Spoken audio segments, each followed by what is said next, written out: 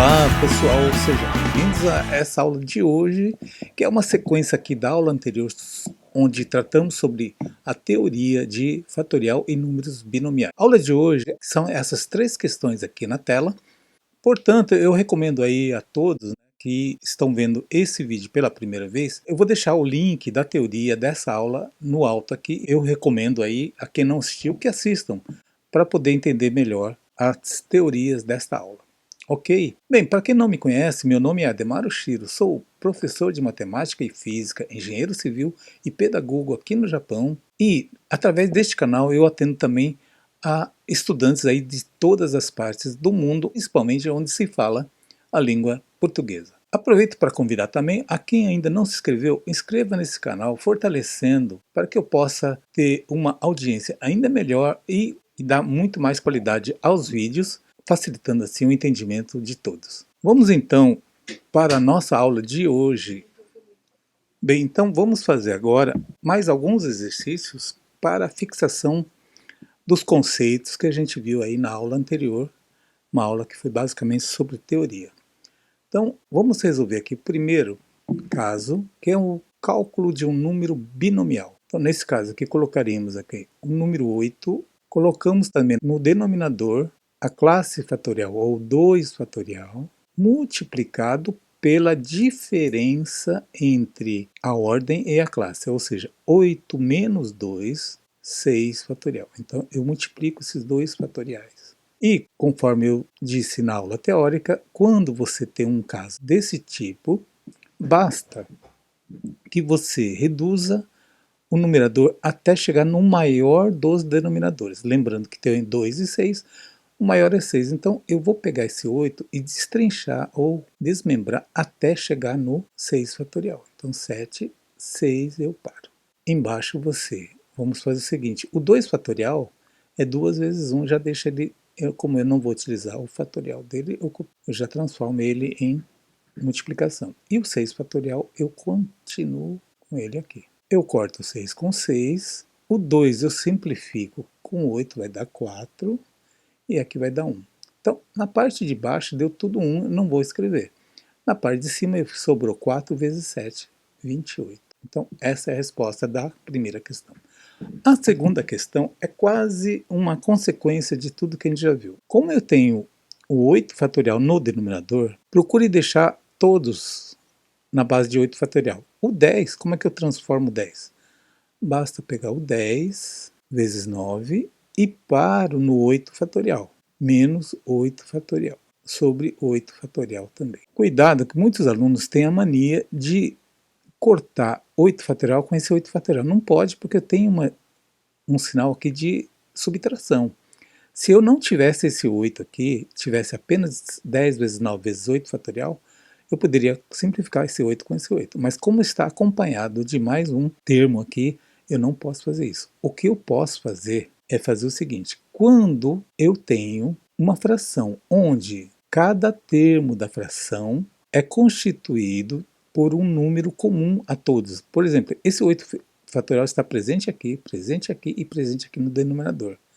Ora, se eu dividir todos os termos por esse número, eu não estou alterando a fração. Então eu poderia pensar assim, olha só, pegando esse primeiro termo dividido por 8 fatorial, vai me sobrar o quê? 10 vezes 9, menos 8 fatorial dividido por 8 fatorial vai dar 1, sobre 8 fatorial dividido por 8 fatorial também dá 1. 10 vezes 9, 90, 90 menos 1, 89. 89 sobre 1 é o mesmo, então eu deixo ele aqui nessa forma aqui. Ah, professor, mas isso aí é muito complicado. Bom, então vamos fazer pelo método tradicional que eu faço aqui nesse espaço, ok? No numerador, você concorda que temos o 8 fatorial como termo comum, então você coloca ele em evidência. Então fica 8 fatorial, abre o parênteses, 10 vezes 9 vezes 8 fatorial dividido por 8 fatorial sobra quem? Sobra 10 vezes 9. Observe que o 10 vezes 9 já não acompanha o sinal de fatorial. O sinal de fatorial sempre estará presente no último termo, tá? Menos 8 fatorial, menos 8 fatorial dividido por mais 8 fatorial vai dar menos 1 sobre 8 fatorial. Agora sim, nesse caso aqui, eu posso cortar esse 8 aqui com esse 8, porque trata-se de uma multiplicação aqui, ok? Então vai ficar apenas 90 menos 1, que é igual a 89, conforme a gente já tinha calculado aqui. Vamos para a terceira questão, que é um pouquinho mais complicada, porque aqui envolve um pouco de conceito também que a gente já viu. Olha só, eu tenho aqui uma fração de números binomiais. Então eu tenho um número binomial aqui no numerador e outro no denominador. Ele diz que é igual a 7 sobre 2. Bom, partindo do princípio que eu já tenho um resultado definido, significa então que é uma equação possível, né? Ela não tem nenhuma restrição. E se não tem nenhuma restrição, significa que esse denominador ele é diferente de zero. Mas para que um número binomial seja maior ou igual a zero, é necessário impor a condição de que o número de cima, que é a ordem, tem que ser maior ou igual ao número de baixo, que é a classe. Ou, resumindo, eu tenho que partir do princípio que o n menos 1 tem que ser maior ou igual à classe, que é o 2 nesse caso aqui. Passando o menos 1 para o lado de cá, ficará n maior ou igual.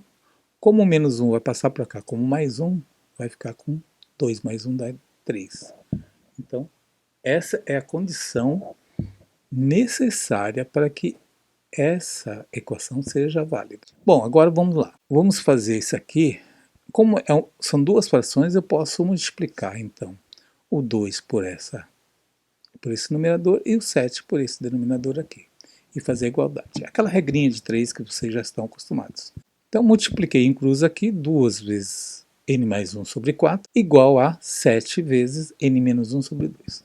Agora, nós vamos aplicar essa definição, a mesma definição que a gente usou ali no exercício 1 aqui em cima. Então, vai ficar 2 vezes.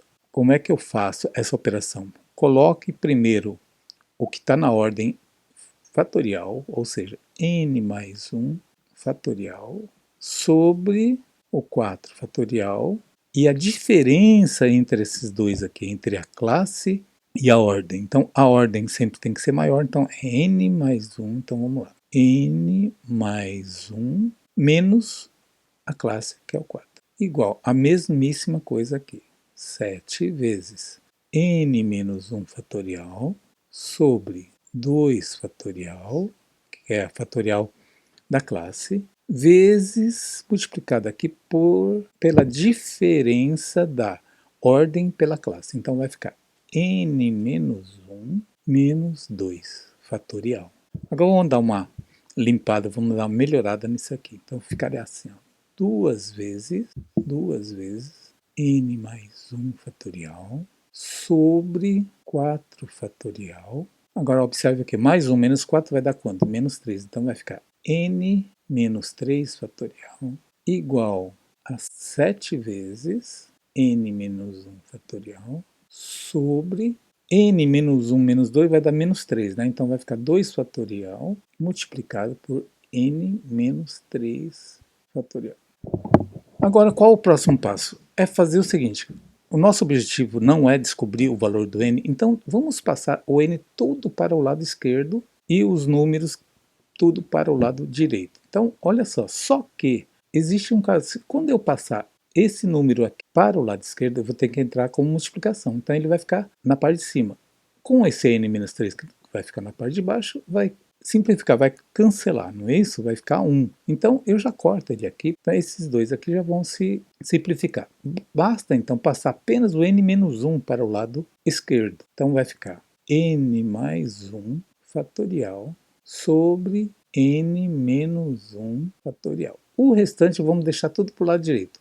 O 7 já estava, deixa ele aqui, multiplicado por 4 fatorial, vem para cá, vai vir multiplicando, então vai ficar 4 fatorial. O 2 fatorial já estava aqui, deixa ele quietinho aqui, multiplicado por quanto? O 2 que estava aqui vai vir para cá, dividindo agora. Pronto, agora vamos dar uma outra limpada aqui. Olha só, gente, isso aqui é muito importante, essa passagem aqui. Como eu tenho que simplificar, eu tenho que eliminar esse n menos 1, ou seja, o n mais 1 eu tenho que ir diminuindo até chegar no n menos 1. Então vamos lá, eu começo sempre pelo próprio n mais 1, multiplicado. Agora olha só, o próximo não é sempre uma unidade a menos. Por exemplo, se fosse 5, seria 5 vezes 4 vezes 3 vezes 2 vezes 1. Então eu vou diminuindo de 1 em 1, não é isso? Então aqui é a mesma coisa.